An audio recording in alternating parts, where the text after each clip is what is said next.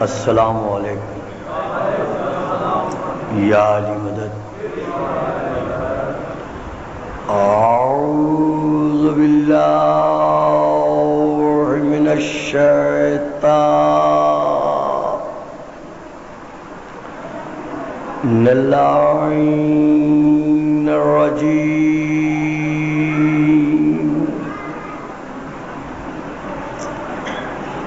بسم اللہ الرحمن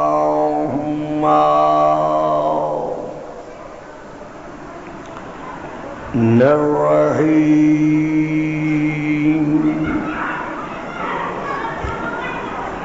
الحمد للہ الذی جعل لیلۃ القدر خیرا من الف شہر.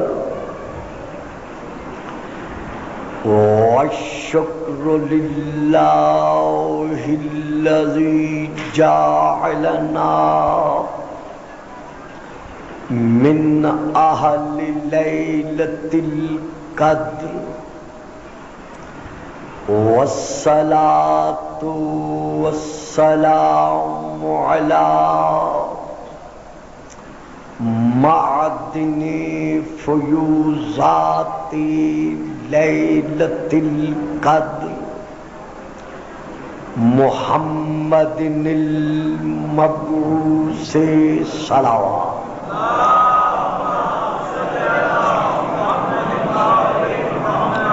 قبل لیلۃ القدر وعلی جواہر علل ما ظاہر فی لیلۃ القدر. ثم الصلاۃ علی آلہ الذین ہم حال کتاب اللہ المنزل فی لیلۃ القدر بل ہم کتاب اللہ الناطق المنزل فی لیلۃ القدر.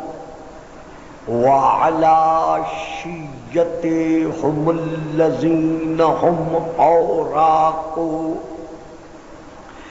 کتاب اللہ الذی نزل فی لیلۃ القدر لاقتباسہم المعارف من مشکات لیلۃ القدر. اما بعد فقد قال اللہ تبارک وتعالی خالق لیلۃ القدر فی کتاب القدر یا ایھا الذین آمنوا لا تتخذوا الکافرین اولیاء من دون المؤمنین. صلوات.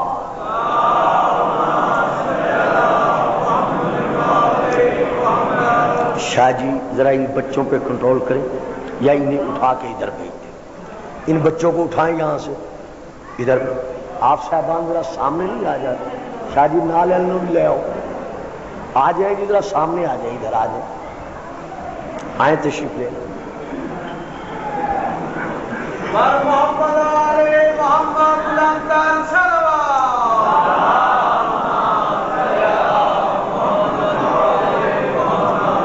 نعرہ تکبیر نعرہ تکبیر نعرہ رسالت نعرہ رسالت نعرہ حیدری نعرہ حیدری. حسینیت حسینیت یزیدیت یزیدیت باواز بلند صلوات۔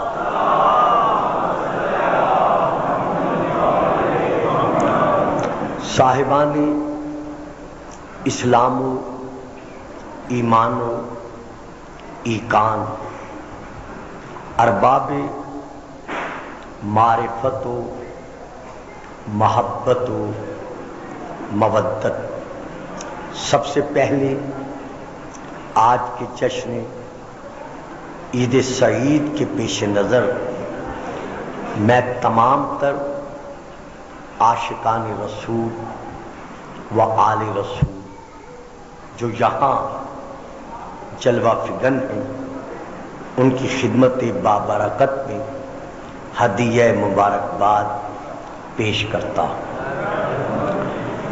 جو نوجوانان ملت جعفریہ کی جانب سے یہاں پر میری مراد نوجوانان انجمن پاسبان امام مہدی علیہ السلام کی طرف سے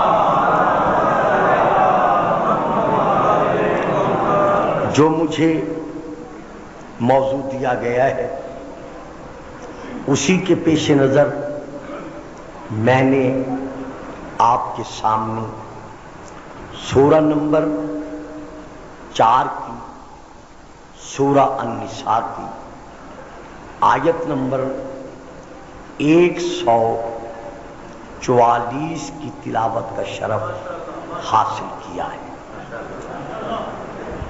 اس آیت میں اس احکم الحاکمین نے رہتی دنیا تک کے لیے صاحبان اسلام کو ایک اٹل ناقابل تغیر و تبدل، ناقابل تبدیلی، جہاں اور قرآن میں اپنی زبان بے زبانی کے ساتھ ہمیں احکام بخشے، انہی احکام میں سے اللہ نے مسلمانوں کو ایک یہ بھی حکم بخشا ہے، یا ایھا الذین آمنوا، اے صاحبان ایمان، اے میرے حبیب کے امتی ہونے کا شرف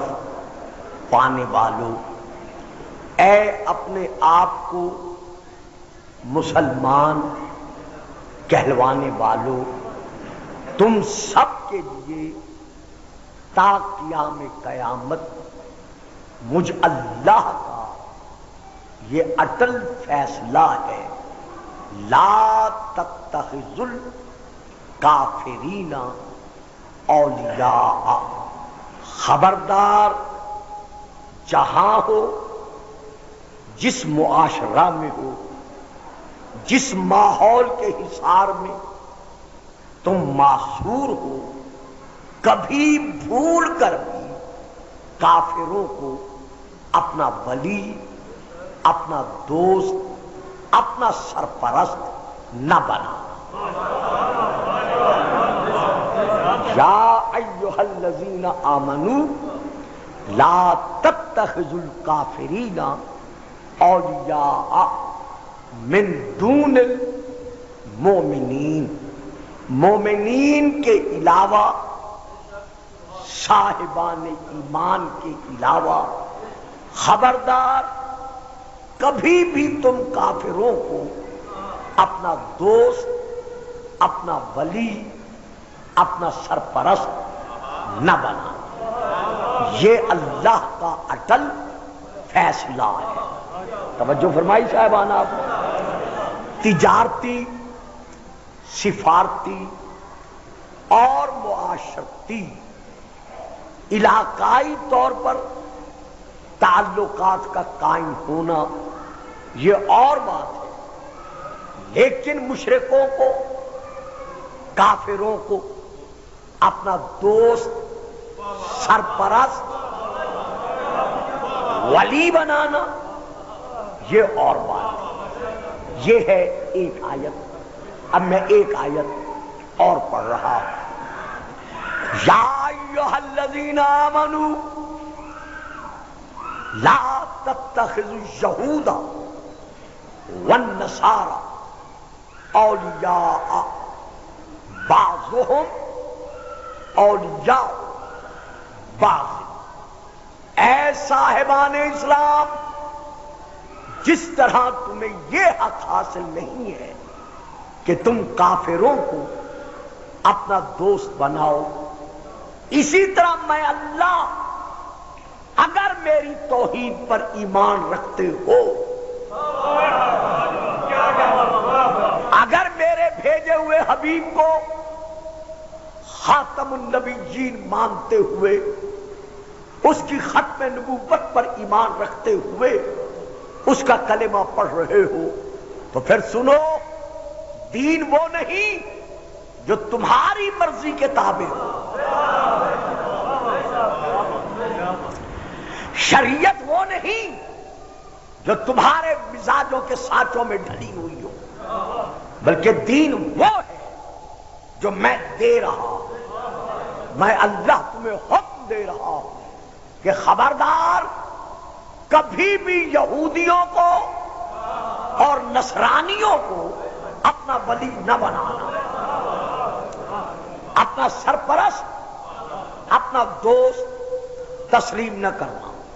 بعضهم اولیاء بعض، اور سنو، یہ آپس میں تو ایک دوسرے کے دوست ہو سکتے ہیں۔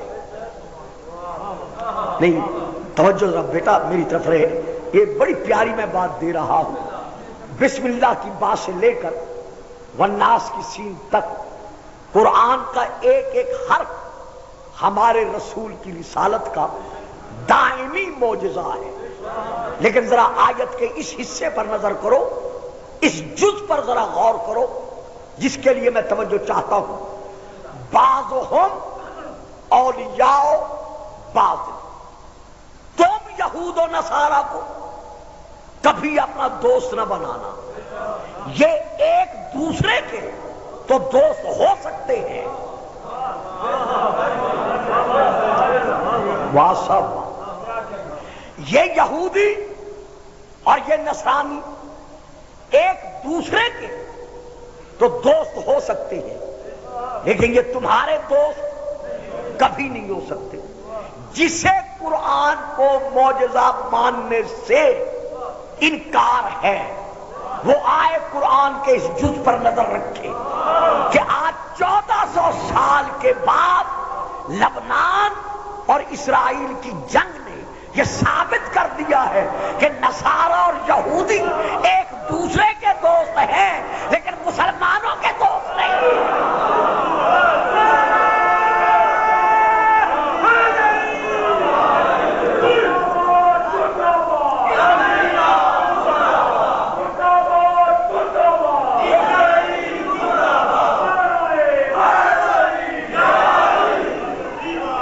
تو یہ اللہ کی طرف سے ایک واضح اور روز روشن کی طرح اٹل فیصلہ ہے کہ اے مسلمانوں، تم کبھی بھی یہود و نصارہ کو اپنا دوست نہ بناؤ۔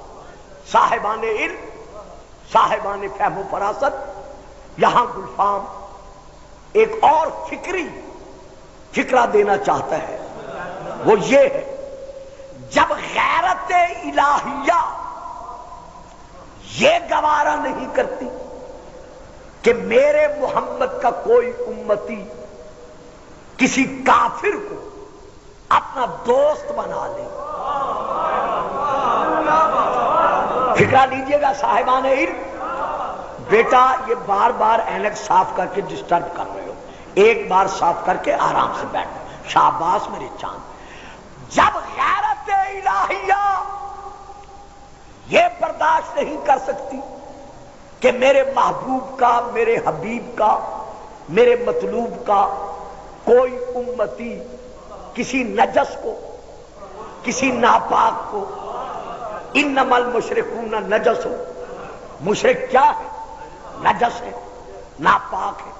جب اللہ کی غیرت یہ گوارا نہیں کر سکتی کہ میرے محمد کا کوئی امتی کسی ناپاک نجس کو اپنا دوست بنا لے تو پھر اللہ کی غیرت یہ کیسے گوارا کر سکتی ہے کہ وہ محمد کے نور کو نقل کفر نہ باشد کافروں کے شربوں میں ڈالے۔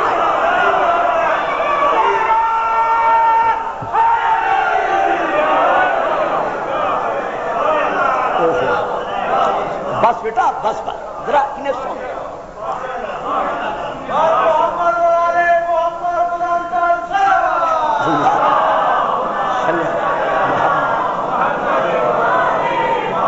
توجہ فرمائی صاحبان، آپ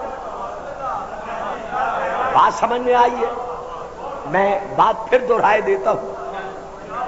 جب قرآن اس بات کی گواہی دے رہا ہے، اس بات کی شہادت دے رہا ہے کہ اللہ کی غیرت یہ گوارا نہیں کرتی کہ ہمارے یعنی اللہ کے حبیب کا کوئی امتی کسی کافر کو، نجس کو، ناپاک کو، پلید کو اپنا دوست بنائے، تو جب اللہ یہ گوارا نہیں کر سکتا، دیکھیے جنہیں بولنے کی عادت نہیں ہے انہیں تو میں کچھ کہہ نہیں سکتا، جو ساتھ دے سکتے ہیں انہیں دینا چاہیے۔ جب اللہ یہ گوارا نہیں کر سکتا کہ اس کے حبیب کا کوئی امتی ایک کافر کو اپنا دوست بنا لے، تو پھر اللہ کی غیرت یہ کیسے گوارا کر سکتی ہے کہ اس نے اسی کے حبیب کے آبا و اجداد، باپ دادا، جن کے اسلاف میں، جن کی پشتوں میں اللہ نے ان کا نور ٹھہرایا ہے، وہ کافر و مشرک رہے، جب اللہ کی غیرت یہ گوارا ہی نہیں کرتی۔ آج کتاب کا میں حوالہ دے رہا ہوں، یہ اجتماع وہ اجتماع ہے جو عقیدہ و عمل اور علم و معرفت کا سنگم ہے۔ کتاب کا نام ہے شرح فقہ اکبر، حضرت علامہ ملا علی قاری کی لکھی ہوئی، صفحہ نمبر 128، سطر نمبر 1 اور 2، میں وہاں سے لے کے پڑھ رہا ہوں۔ انہوں نے لکھا ہے وَوَالِدَا رسول اللہ ماتا کافرن ھذا رد علی من قال انہما مؤمنن، نقل کفر نہ باشد کہ رسول کے والدین، رسول کے ماں باپ معاذ اللہ حالت کفر پر مرے، اور آگے لکھتے ہیں یہ رد ہے ان لوگوں کے لیے جو یہ کہتے ہیں کہ رسول کے والدین کی وفات حالت ایمان پر ہوئی۔ یعنی ملا علی قاری کے نزدیک رسول کے والدین حالت کفر پر مرے۔ یہ ہے صفحہ نمبر 128۔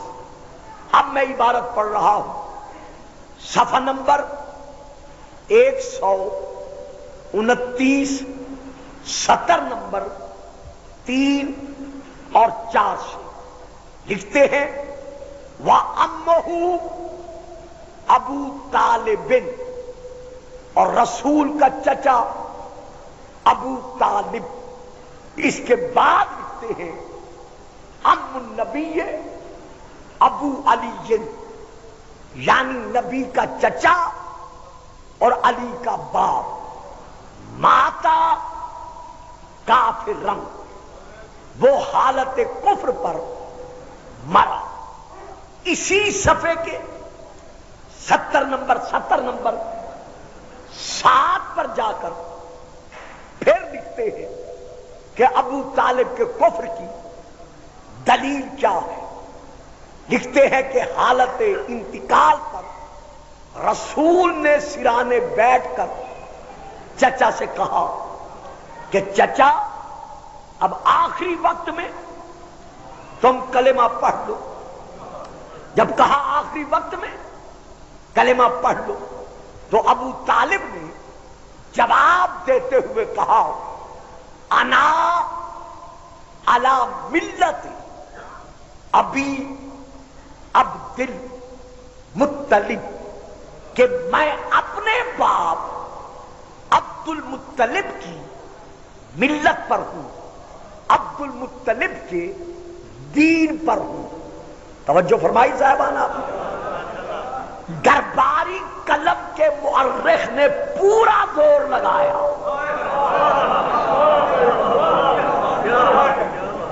کہ کسی طرح علی کے باپ کو، حضرت ابو طالب کو کافر منوایا جا سکے، لیکن وہ قادر و قدیر ہے، اسے تمام قوتوں کو ہمیشہ ہمیشہ کے لیے رد کروا کے بچے ہوئے مورخ سے یہ کلمہ حق لکھوا لیا کہ میں اپنے باپ عبد المطلب کے دین پر ہوں. چھوٹی سے چھوٹی اور بڑی سے بڑی عربی، فارسی، اردو، جو تاریخ مرضی میں ہے اٹھا کے دیکھ لیں، شیعہ کتب کی قید نہیں ہے. مورخین اسلام کی جس تاریخ کا جی چاہے مطالعہ فرما لیں، جس نے بھی حضرت ابو طالب کے کفر پر دلیل دی ہے اس نے یہی لکھا ہے کہ ابو طالب نے کہا میں اپنے باپ عبد المطلب کے دین پر ہوں. تو جب تاریخ یہاں آ کے رک گئی تو اب مورخین زمانہ پر واجب ہے کہ وہ قرآن سے، حدیث سے، تفسیر سے، تاریخ سے تلاش کریں کہ عبد المطلب کا دین کیا تھا.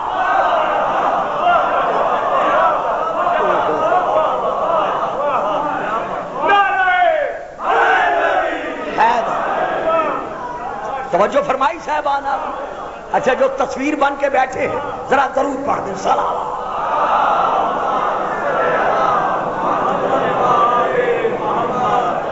اب دیکھنا یہ پڑے گا کہ خود حضرت عبد المطلب کا دین کیا تھا.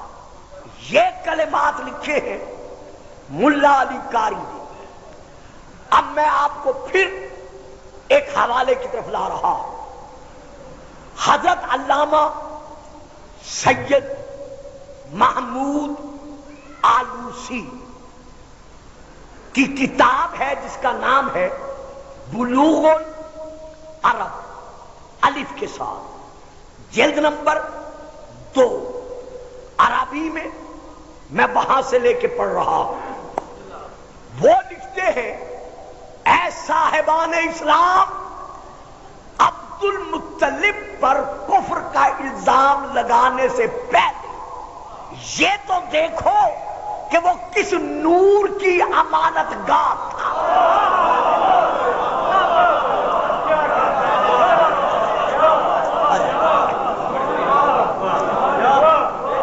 بات سمجھ میں آ رہی ہے صاحبہ؟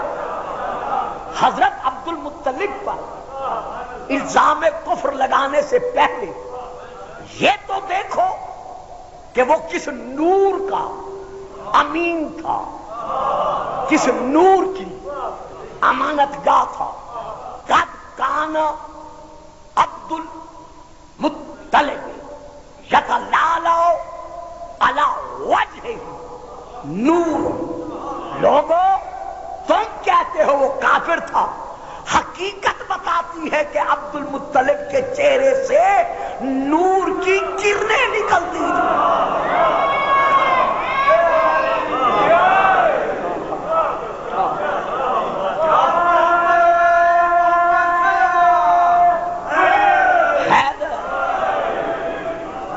حضرت عبد المطلب کے چہرے سے نور کی شعائیں، نور کی کرنیں پھوٹتی تھیں.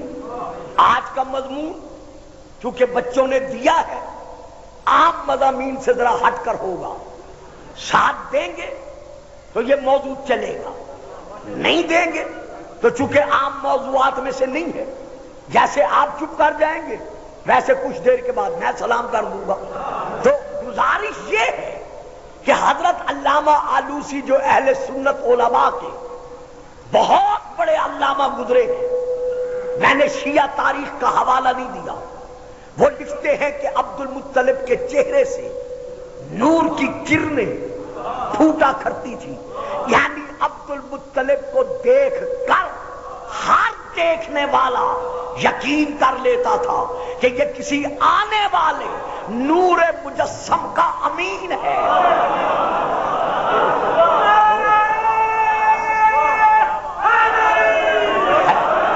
دیکھیے صاحب، میری پھر گزارش ہے، بھائی یہ پتیاں رکوا دے، بچوں کو روک دیں یہیں پر، بس کریں. میری پھر گزارش ہے، جو بول سکتے ہیں وہ ذرا میرا ساتھ دیں. اس کے بعد حضرت علامہ آلوسی پھر لکھتے ہیں کہ تمہیں کیا معلوم کہ مقام عظمت عبد المطلب کیا ہے؟ تلو ہو فی اساریر علامات الخیر. جب دیکھنے والے عبد المطلب کا چہرہ دیکھتے تھے تو عبد المطلب کے چہرے کے خد و خال، یعنی چہرے کے اتار و چڑھاؤ سے، یعنی چہرے کے تیور دیکھ کر یہ پتا چل جاتا تھا کہ یہ کسی شرارت کا چہرہ نہیں.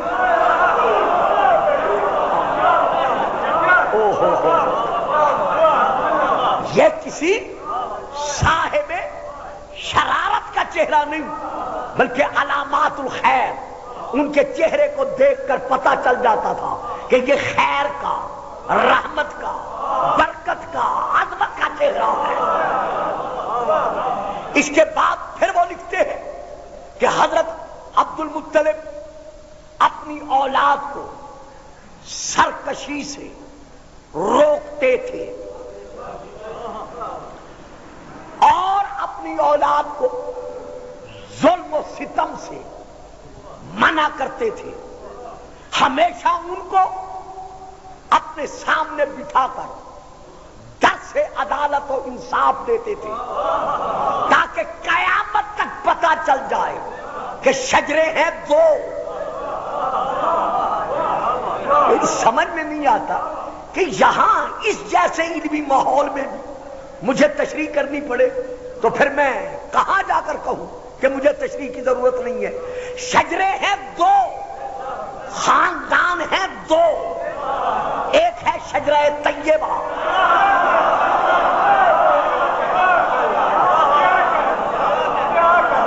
ایک ہے شجرہ طیبہ اور ایک ہے شجرہ خبیثہ.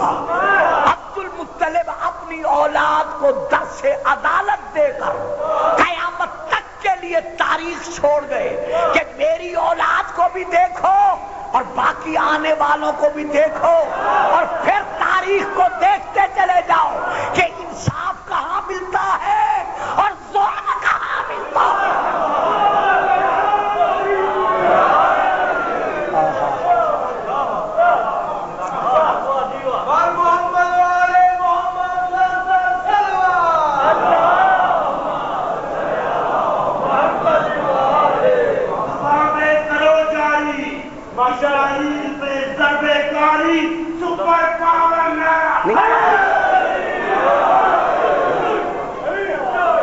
توجہ فرمائی صاحبان، بات سمجھ میں آئی ہے؟ بچوں میرے بعد ذاکرین پڑھیں گے، دل کھول کے پتیاں نچھاور کریں. ابھی بچوں تعطل پیدا مت کرو، بات دینے دو اور بات لینے والوں کو لینے دو. درود پڑھیے گا سارا.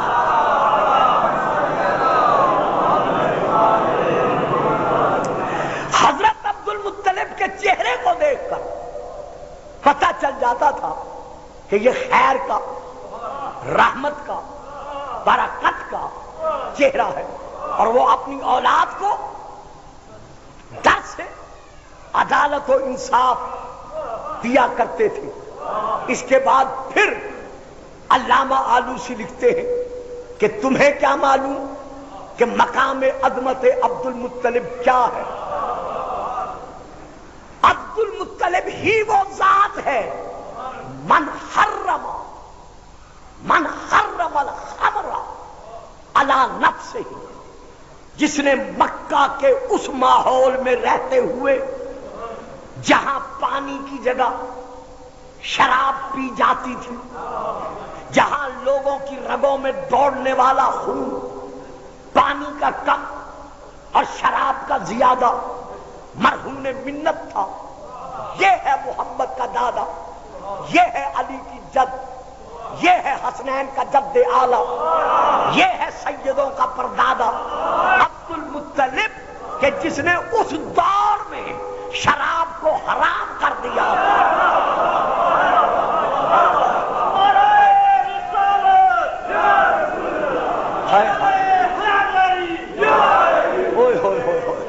تو جی بات سمجھ میں آ رہی ہے یار؟ جن کی سمجھ میں آ رہی ہے وہ تو سر نہ ہلائے، وہ تو زبان ہلائے۔ من حرم الخمر علی نفسہ، یہ عبد المطلب ہے کہ جس نے اپنے دور میں شراب کو حرام قرار دے دیا تھا۔ عبد المطلب کے نزدیک شراب نوشی، شراب فروشی، میں کشیدن سب حرام تھے۔ اوئے ہوئے ہوئے، شراب نوشی، شراب فروشی، شراب بنانا عبد المطلب کے نزدیک یہ سب حرام تھے۔ ہر ذہن میری بات نہیں لے گا، جو آغوش مادر سے مجلس سن رہا ہے وہ ذہن کبھی خاموش نہیں رہے گا، گلفام فکرہ دے رہا ہے۔ یہ عبد المطلب ہے کہ جس نے اپنے دور میں شراب کو حرام قرار دے دیا تھا۔ اب تاریخ کو دیکھو، کب مٹکے ٹوٹے، کہاں کہاں ٹوٹے۔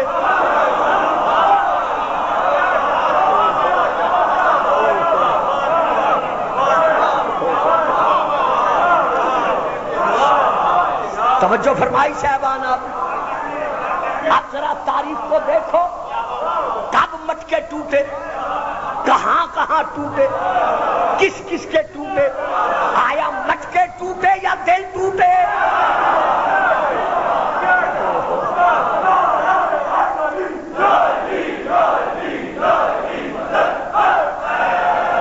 مجھے بڑا تعجب ہوا ہے، نوجوانوں کے ساتھ ساتھ کافی بزرگ بھی خاموش رہ گئے، اور چہروں کے تاثرات سے پتہ چل رہا ہے کہ وہ سوچ میں گم ہو گئے کہ میں کیا پڑھ گیا ہوں۔ پردہ میں نہیں اٹھاؤں گا، لیکن میں پھر آپ کو ایک اور جگہ لے چلتا ہوں۔ ایک دربار ہے، بھرا دربار ہے، دربار سروں سے چھلک رہا ہے۔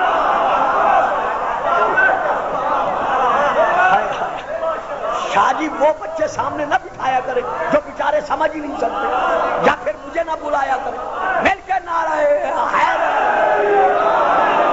جنہیں پتہ ہی نہیں چلتا میں کیا پڑھ رہا ہوں۔ ایک دربار ہے، بھرا دربار ہے، شانوں سے شانے جڑے ہوئے، سروں سے سر ملے ہوئے۔ ایک شرابی لایا گیا،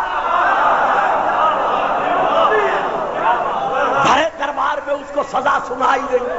سزا کا سننا تھا، شرابی کھڑا ہو گیا، آواز دے کر کہتے میں سزا قبول کرنے سے انکار نہیں کرتا، لیکن میری ایک شرط ہے، مجھے حکم سزا وہ سنائے جس نے خود کبھی شراب نہ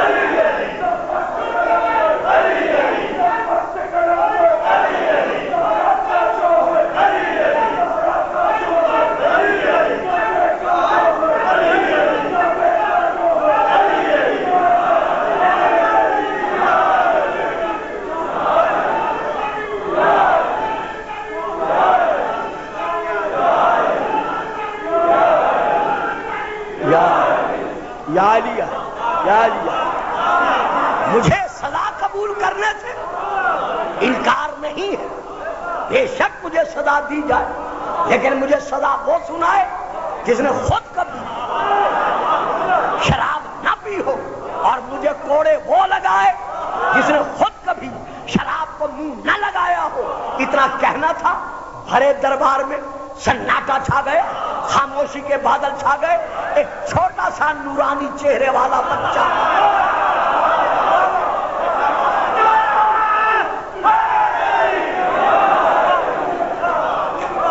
ایک چھوٹا سا نورانی چہرے والا شہزادہ باپ کے حکم پر باپ کے پہلو سے اٹھا، بھرے دربار میں آواز دے کر کہا ایھا الناس، مجھے پہچانو، میں رسول کا بیٹا حسن،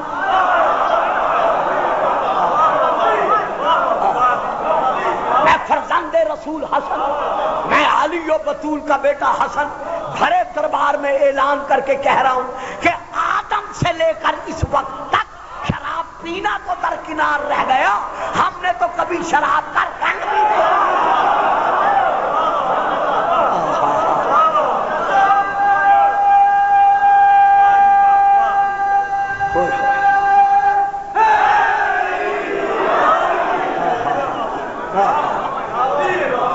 من حرم الخمر علی نفسہ، عبد المطلب کی ذات وہ ذات ہے کہ جس نے حرام قرار دے دیا تھا شراب کو۔ دیکھیے عبد المطلب کے متعلق علامہ آلوسی پھر آگے بڑھ کر ایک اور فکرہ لکھ رہے ہیں جو بڑا قابل توجہ ہے، جس کی اللہ کرے مجھے تشریح نہ کرنی پڑے۔ وہ لکھتے ہیں وَهُوَ أَوَّلُ مَنْ تَعَبَّدَ بِإِلَٰهِ، لوگوں جب سے اسماعیل کے قدموں کے صدقے میں مکہ آباد ہوا، اس وقت سے لے کر عبد المطلب تک مکہ کی سرزمین پر عبد المطلب وہ پہلا موحد، وہ پہلا توحید پرست، وہ پہلا عاشق خدا ہے جس نے غار حرا میں بیٹھ کر اللہ کی عبادت کی۔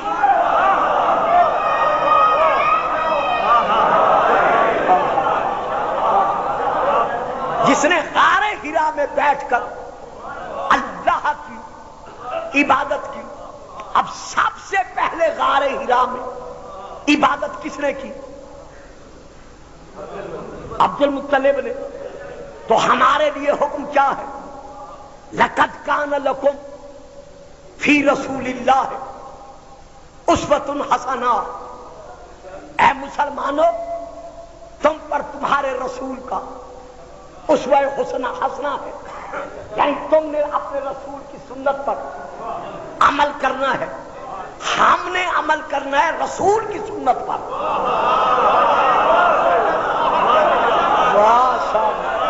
کیا کیا جائے یار، آپ کی خاموشی کا علاج ہے؟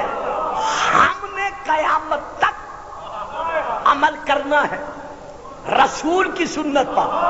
غار حرا میں سب سے پہلے عبادت کی عبد المطلب نے۔ وہ شمع اجالا کس نے کیا 40 برس تک غاروں میں؟ وہ کون سی غار تھی جس میں رسول بیٹھ کر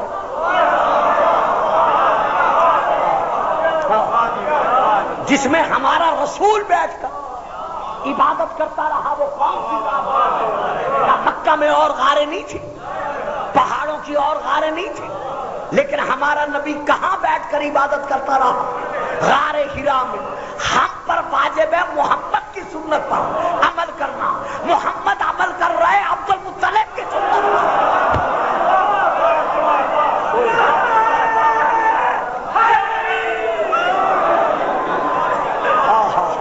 نہیں صاحب اس طرح نہیں، جن کے دلوں میں رسول اور علی کے باپ دادے کی محبت ہے وہ نعرہ لگائے، باقی چپ رہے۔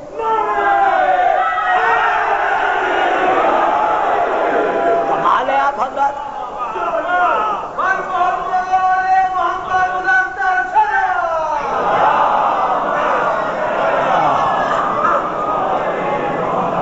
رسول پاک عبادت کہاں کر رہے ہیں؟ بیٹا جی آپ بیٹھ جائیں نا، چھوڑ دیں یار سے، یا تو صحیح جگہ پہ سیٹ کرتے۔ رسول پاک عبادت کہاں کر رہے ہیں؟ غار حرا میں۔ چلو جی جو احباب ساتھ دے رہے ہیں اللہ ان کو بھی اور باقیوں کو بھی ہمیشہ محمد کے صدقے تعبد الآباد آباد و شاد رکھے۔ میں ایک فکر اور دے رہا ہوں۔ پہلی وحی جب نازل ہوئی کہاں نازل ہوئی؟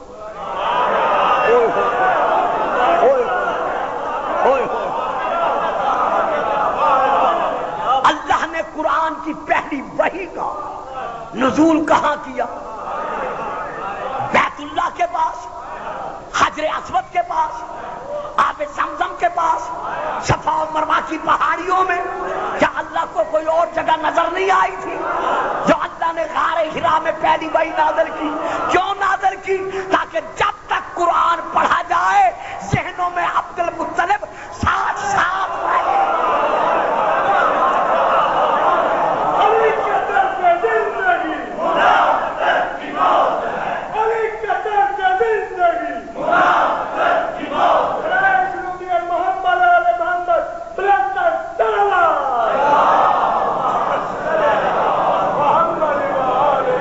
ایک بار پھر بھی صلوات۔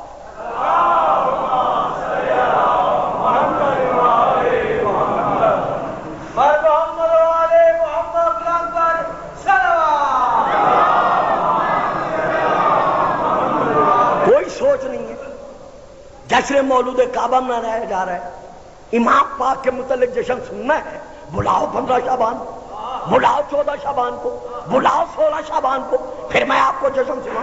سوال کرتے وقت، موضوع دیتے وقت کم از کم سوچنا چاہیے کہ مناسبت کیا ہے۔ مل کے نعرہ ایک بار پھر درود پڑھیں، صلوات۔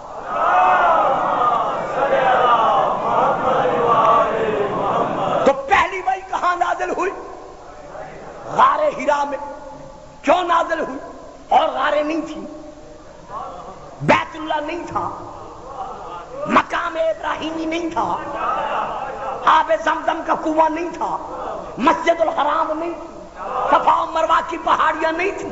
اللہ نے غار حرا میں پہلی وحی نازل کر کے مسلمانوں کو سوچنے کا موقع بخشا کہ دیکھو جس کا مقام اللہ کی نظر میں اتنا عظیم ہے وہ کافر کیسے ہو سکتا ہے؟ بیٹا چپ رہو، خاموش رہو، بالکل بچے کو خاموش رکھے۔ کمال ہے آپ لوگوں کی،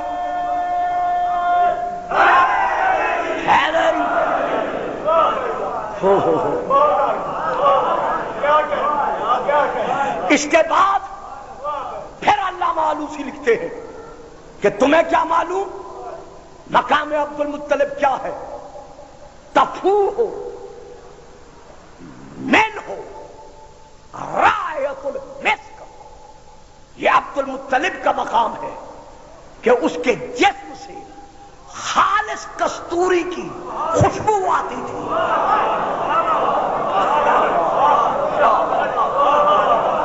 ہوئے عبد المطلب کے جسم سے خالص کستوری کی خوشبو آتی تھی۔ اب جو احباب خاموش ہیں ان کا قصور نہیں، میں ان سے گلہ نہیں کرتا، کیونکہ یہ بات اتنی بلند ہے کہ بڑے بڑے اذہان پرواز سے قاصر رہ جاتے ہیں، لیکن جو پرواز کر سکتے ہیں گلفام ان سے توجہ چاہتا ہے، خوشبو کس کے جسم سے آتی ہے؟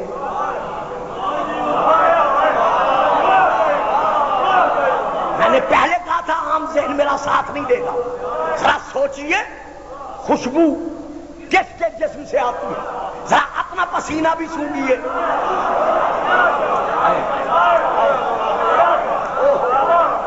ذرا اپنے جسم کی حالت بھی دیکھیے۔ اب آئیے قرآن کی طرف رجوع کرتے ہیں کہ خوشبو کس کے جسم سے آتی ہے۔ ادھر مصر سے کرتا چلا، دیکھا نا میں پڑھ گیا نا جو میں نے پڑھنا تھا۔ ادھر مصر سے حضرت یوسف کرتا چلا، ادھر کنعان میں بیٹھ کر حضرت یعقوب نبی نے یوسف کے ان بھائیوں کو جو حضرت یوسف کے دشمن بن چکے تھے، یعنی نبی کے دشمن جو بن چکے تھے، ان سے کہا، پڑھے قرآن، وَلَمَّا فَصَلَتِ الْعِيرُ قَالَ أَبُوهُمْ إِنِّي لَأَجِدُ رِيحَ يُوسُفَ لَوْلَا أَن تُفَنِّدُونِ۔ اے یوسف کے دشمن بھائیوں، یعنی یوسف کے دشمن بھائیوں، اگر تم میرے دماغ پر الزام نہ لگاؤ، یا مولا میں کیا کروں؟ میں تو سال کے بعد رتیاں سیدہ بڑے شوق سے آتا ہوں کہ اے یوسف کے دشمن بھائیوں، یعنی اے یوسف نبی کے دشمنوں، اگر تم مجھ نبی پر، یعقوب نبی کے دماغ پر ذہن پر الزام نہ لگاؤ، میرے دماغ میں خلل کی بات نہ کرو، مجھے سٹھیایا ہوا نہ کہو۔ یا نبی اللہ یہ سٹھیایا ہوا آپ کو کہیں گے؟ کہا دیکھتا نہیں یہ نبی کے دشمن ہیں۔ معلوم ہوا نبیوں کے دماغوں پر الزام لگانا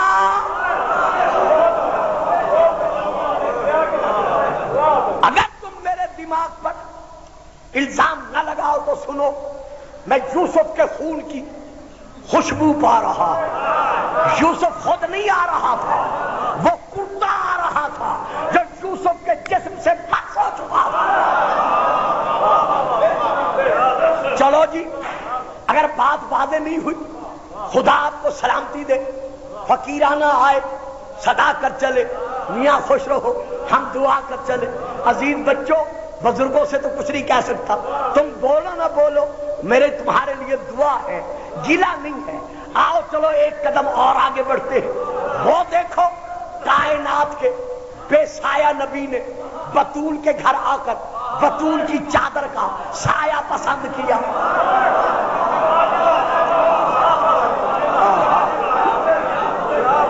کائنات کے بے سایہ نبی نے بطول کے گھر آ کر بطول کی چادر کا سایہ پسند کیا، اس گھر میں ایک اور گھر بنایا۔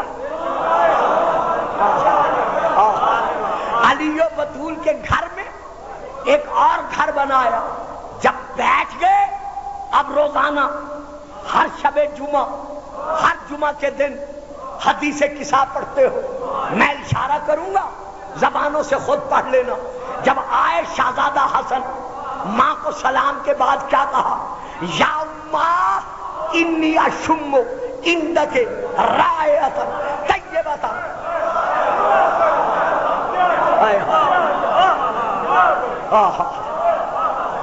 اماں، میں آپ کے پاس پاک و پاکیزہ خوشبو پا رہا ہوں، کأنہا رائحۃ جدی رسول اللہ، جیسی خوشبو میرے باپ دادا، میرے باپ، میرے نانا رسول کی ہے۔ تو آپ نے دیکھا یا خوشبو نبیوں کے جسموں سے آتی ہے یا ولیوں کے جسموں سے؟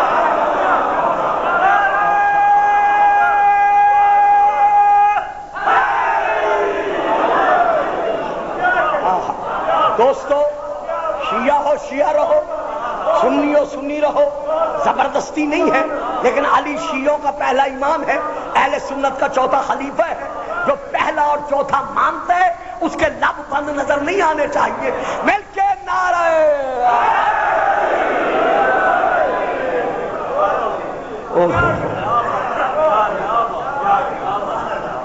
تو یہاں پر علامہ آلوسی پھر آگے بڑھ کر لکھتے ہیں کہ تمہیں کیا معلوم کہ مقام عظمت عبد المطلب کیا ہے؟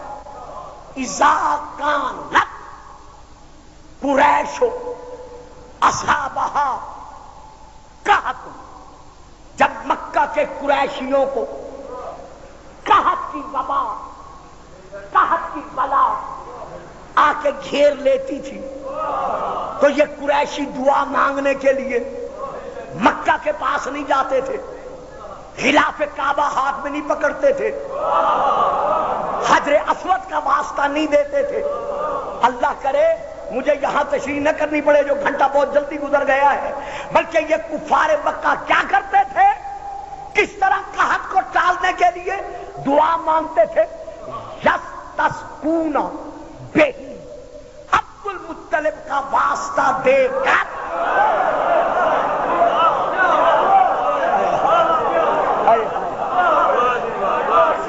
حضرت عبد المطلب کا واسطہ دے کر یہ قریشی اللہ سے بارش کی دعا مانگتے تھے۔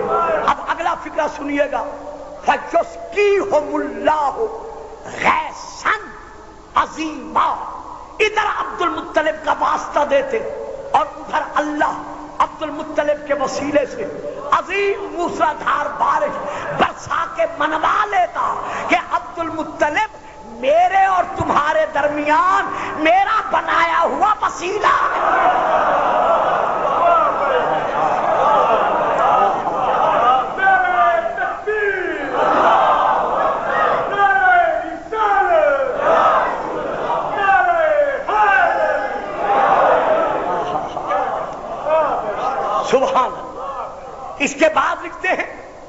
وَكَانَ مُجَابَ الدَّعْوَةِ، حضرت عبد المطلب مجیب الدعوات تھے، یعنی ادھر دعا مانگتے تھے ادھر اللہ فوراً ان کی دعا کو قبول کر لیتا تھا، اللہ ان کی دعا رد نہیں کرتا تھا، بلکہ ادھر دعا مانگی ادھر اللہ نے اس کی دعا کو قبول کر لیا۔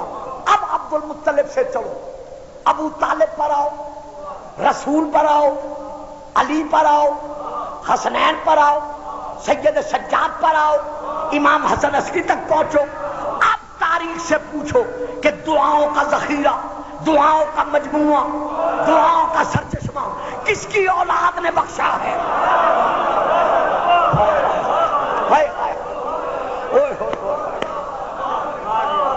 پوچھو مورخین سے کہ صحیفہ سجادیہ کس کے پوتے نے بخشا ہے؟ مفاتیح الجنان سارے سال کی دعائیں، سال کے ہر مہینے کی دعائیں، ہر مہینے کے ہر دن کی دعائیں، ہر دن کی ہر گھڑی کی دعائیں، چاند کے نمودار ہونے کی دعائیں، سورج کے نکلنے کی دعائیں، چاند گرہن پر دعائیں، سورج گرہن پر دعائیں، زمین کے زلزلے پر دعائیں، طوفان کے آنے پر دعائیں، یہ سارا مجموعہ کس نے بخشا ہے؟ عبد المطلب کی اولاد نے۔ اب پتہ چلا کہ دعا مانگنے سے کیوں روکتے ہیں۔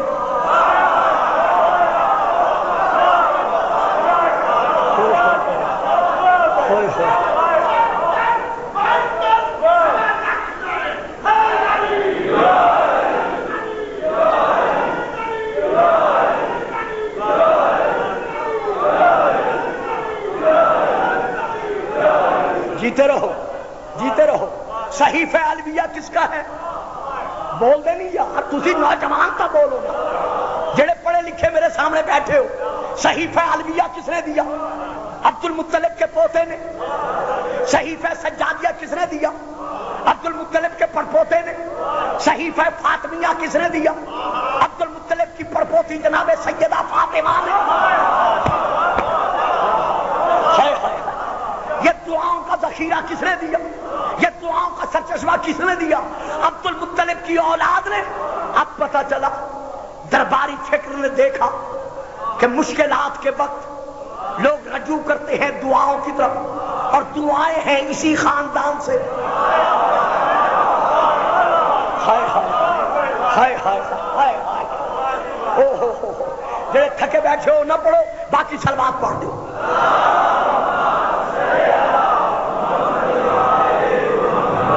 درباری نظر نے دیکھا، جگا دو اس بچے کو، بیٹا سر اٹھا کے بیٹھو، سیدھے ہو کے بیٹھو، ہم یہاں سر جھکانے نہیں آتے، سر اٹھانے آتے۔ مل کے نعرہ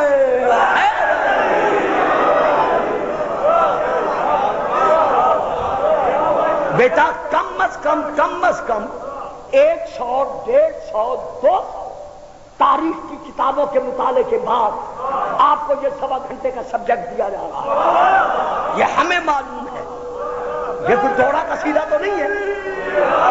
مل کے نعرہ حیدری۔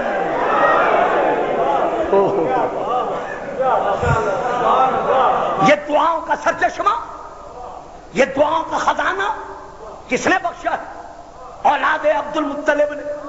تو درباری نگاہ نے دیکھا، درباری نظر نے دیکھا کہ لوگ جب مشکلات میں، مصیبت میں، دکھ درد میں گھر جاتے ہیں تو وہ انہی دعاؤں کو وسیلہ بناتے ہیں، اور اللہ بھی دعائیں سن کر ان کی مشکلیں حل کر دیتا ہے۔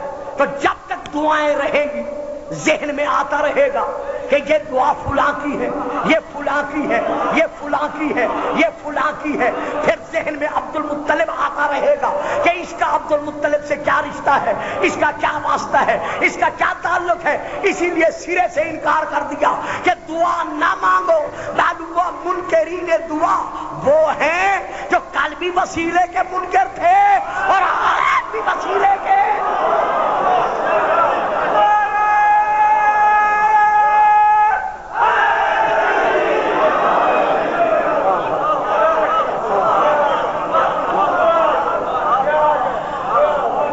وَكَانَ مُجَابَ الدَّعْوَةِ، بزرگوں کو سونے سے منع نہیں کروں گا، وہ بے شک سوئیں، حق ہے، لیکن اگر دیوار کے سہارے کے ساتھ کوئی نوجوان سو گیا تو میں اشارہ کر کے جگا دوں گا۔ پھر نہ کہنا گلفام صاحب نے ہمارے ہاتھ میں زیادتی کی، تو ہم محنت کر کے آتے، ہم قبرستان میں پڑھنے نہیں آتے۔ درود پڑھیں، صلوات۔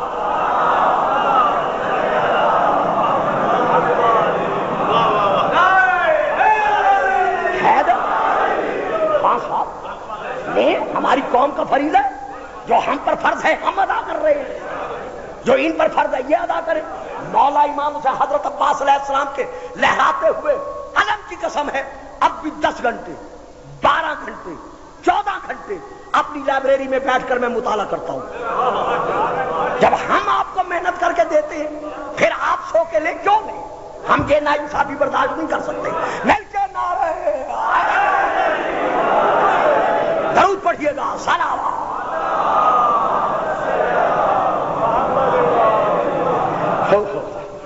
اب میں کتاب کا نام لے رہا ہوں، تاریخ یعقوبی، جلد نمبر 2۔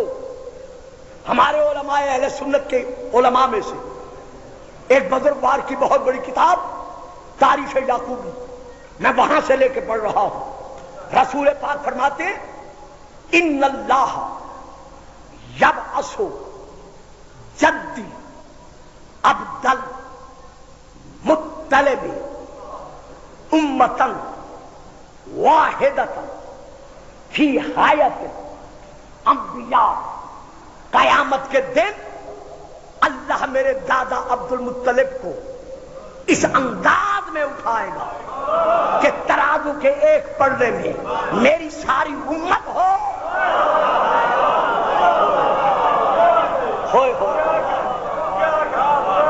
اور ترازو کے دوسرے پلڑے میں میرا دادا عبد المطلب ہو۔ میرا دادا عبد المطلب میری امت پر غالب آئے گا، اور جب اٹھے گا تو کیسے اٹھے گا؟ فی حیات الانبیاء، جب آدم کے امتی دیکھیں گے کہیں گے آدم آ رہا ہے، جب نوح کے امتی دیکھیں گے کہیں گے نوح آ رہا ہے، جب ابراہیم کے امتی دیکھیں گے کہیں گے ابراہیم آ رہا ہے، جب موسیٰ کے امتی دیکھیں گے کہیں گے موسیٰ آ رہا ہے، جب عیسیٰ کے امتی دیکھیں گے کہیں گے عیسیٰ آ رہا ہے۔ یار جس پر نبیوں کا گمان ہو تو اسے کافر کہتا ہے۔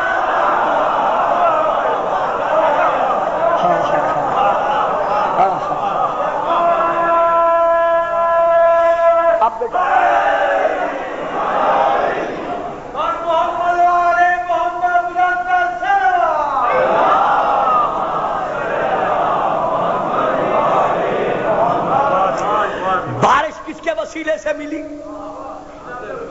جناب عبد المطلب کے وسیلے سے۔ اگر کہا جائے جناب کیسے یقین آئے کہ عبد المطلب کے وسیلے سے بارش برستی تھی؟ یہ یہاں سے لے کر آخر تک یا جہاں جہاں کیسر جائے گا، گلفام اپنے کلمات ہر شیعہ سنی عاشق رسول کے کانوں تک پہنچا رہا ہے۔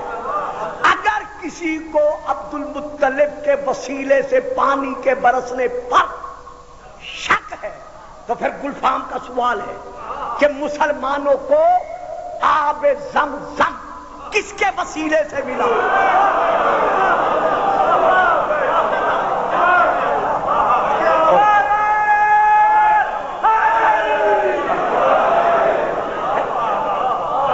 چشمہ زمزم، آب زمزم کس کے وسیلے سے ملا؟ اگر کہا جائے جناب اسماعیل کے وسیلے سے، ہمیں کس کے وسیلے سے ملا؟ کیونکہ جب جناب اسماعیل کے سسرالیوں میں اور بنو خزاعہ میں آپ کے بچوں کے ننیال تھے بنو جرہم، جب بنو خزاعہ اور بنو جرہم میں مکہ میں لڑائی ہوئی، بنو خزاعہ بنو جرہم پر غالب آ گئے، تو بنو خزاعہ نے ان کی سزا یہ مقرر کی کہ تم مکہ کا علاقہ چھوڑ کر یمن کی طرف ہجرت کر جاؤ. انہیں جلا وطنی کا حکم ملا. رات کے وقت بنو جرہم کے سردار حارث بن عمر جرہمی نے آب زمزم کے کنویں میں پتھر، چونا، ریت، مٹی، سونے کے 2 ہرن، تلواریں، 5 ڈھالیں ڈال کر اوپر سے چونے کے ساتھ، مٹی کے ساتھ کنواں بند کر دیا، حتیٰ کہ آب زمزم کا پانی زمین میں خشک ہو گیا، کنویں کا نام و نشان نہ رہا. لوگوں کے ذہنوں میں بھی نہیں تھا کہ اس مکہ کی سرزمین پر کوئی چشمہ زمزم بھی تھا. سینکڑوں سال کے بعد حضرت عبد المطلب حاجی صاحبان دیکھ آئے حتیم والی جگہ، وہ پر نالہ رحمت کے نیچے ہے. اس جگہ پر عبد المطلب سوتے تھے. حضرت عبد المطلب سو رہے ہیں، خواب میں حکم ملا عبد المطلب پھر طیبہ کا گڑھا کھودو. خواب میں کہتے ہیں یہ طیبہ کیا ہے؟ آواز رک گئی. دوسری رات، بھائی کیوں نہیں روکتے بچوں کو، منع کریں ان کو. دوسری رات پھر سوئے، عالم خواب میں حکم ملا عبد المطلب پھر برہ کا گڑھا کھودو. پھر پوچھتے ہیں برہ کیا ہے؟ آواز رک گئی. تیسری رات پھر سوئے، خواب میں حکم ملا عبد المطلب پھر مظنونہ کا گڑھا کھودو. کہتے ہیں یہ مظنونہ کیا ہے؟ چوتھی رات پھر سوئے، خواب میں پھر حکم ملا عبد المطلب پھر زمزم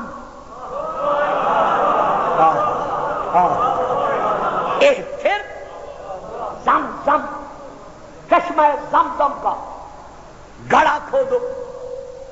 عرض کرتے ہیں یہ چشمہ زمزم کیا ہے جسے کھودنے کا حکم مل رہا ہے؟ کتاب کا نام معارج النبوہ، اہل سنت بھائیوں کی کتاب، جلد نمبر 1. دوسری کتاب کا نام تفسیر فیوض الرحمان، میرے بڑے بھائیوں کی کتاب. اور باقی بہت ساری کتابیں میں صرف شیعہ کتاب کے حوالے سے نہیں پڑھ رہا. خواب میں جب پوچھا کہ یہ چشمہ زمزم کیا ہے تو جواب ملا، یہ جواب معارج النبوہ کی پہلی جلد میں ہے. جواب ملا کہ عبد المطلب یہ تیرے باپ اسماعیل کی وراثت ہے.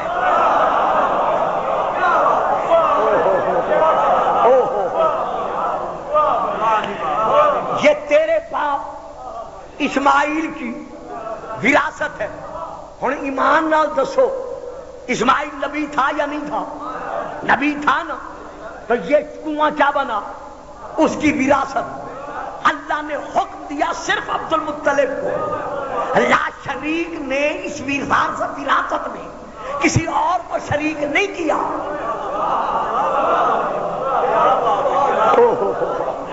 اللہ نے اسماعیل کی وراثت کا وارث بنایا اسماعیل کو. بھئی جب سینکڑوں سالوں کے بعد اسماعیل کا بیٹا اسماعیل نبی کا وارث بن سکتا ہے، یا مولا میں کیا کروں؟ جو میں کہنا نہیں چاہتا یہ چپ کر جاتے ہیں، مجھے کہنا پڑتا ہے، حالانکہ مجھے کہنا نہیں چاہیے، میری خطابت کا یہ انداز نہیں ہے. آج یہ کہنا کہ نبی جو چھوڑ کے جاتے ہیں وہ صدقہ ہوتا ہے، وہ وراثت نہیں ہوتا. اگر وراثت نہیں ہوتا تو اللہ نے کیوں کہا کہ یہ تیرے باپ اسماعیل کی وراثت ہے؟ جب سینکڑوں سالوں کے بعد اسماعیل کا وارث عبد المطلب بن سکتا ہے تو پھر ذات محمد کے بعد فاطمہ اپنے باپ کی وارثہ کیسے نہیں بن سکتی؟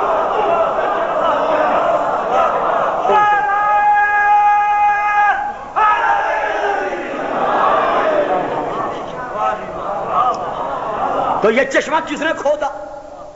جناب عبد المطلب نے۔ حکم کہاں ملا تھا؟ خواب میں۔ سبحان اللہ۔ حضرت عبد المطلب نے خواب دیکھا، کنواں کھودا۔ تعبیر کیا تھی؟ آب زمزم۔ خواب کا ذکر بھی ہے، تعبیر اب بھی موجود ہے۔ اچھا صحیح، کوئی بات نہیں۔ حضرت ابراہیم نے خواب دیکھا، اسماعیل کو ذبح کرنے لگے، جنت سے دمبا آیا، دمبا ذبح ہو گیا۔ خواب کا بھی ذکر ہے، تعبیر کا بھی ذکر ہے۔ ہم تعبیر کی یاد مناتے ہیں، تعبیر ہمارے سامنے نہیں۔ جنت سے آیا ہوا ذبح ہونے والا دمبا ہمارے سامنے نہیں ہے، اس کی صرف ہم یاد مناتے ہیں۔ حضرت یوسف نے خواب دیکھا کہ سورج، چاند، 11 ستارے مجھے سجدہ کر رہے ہیں۔ جب تخت مصر پر بیٹھے، دائیں باپ یعقوب، بائیں خالہ ماں، سامنے بھائی آئے، سجدے میں جھک گئے۔ جناب یوسف نے کیا کہا؟ یا ابت ھذا تعبیر رؤیا، بابا جان جو اس خواب کی تعبیر ہے، من قبل، جو میں نے پہلے 7 سال کے سن میں دیکھا تھا۔ قرآن میں، تفسیر میں، حدیث میں یوسف کے خواب کا ذکر ہے، تعبیر کا ذکر ہے۔ آج تعبیر ہمارے سامنے نہیں، ذکر ہے لیکن تعبیر ہمارے سامنے نہیں ہے۔ حضرت عبد المطلب کے خواب کا ذکر ہے لیکن تعبیر بس صورت آب زمزم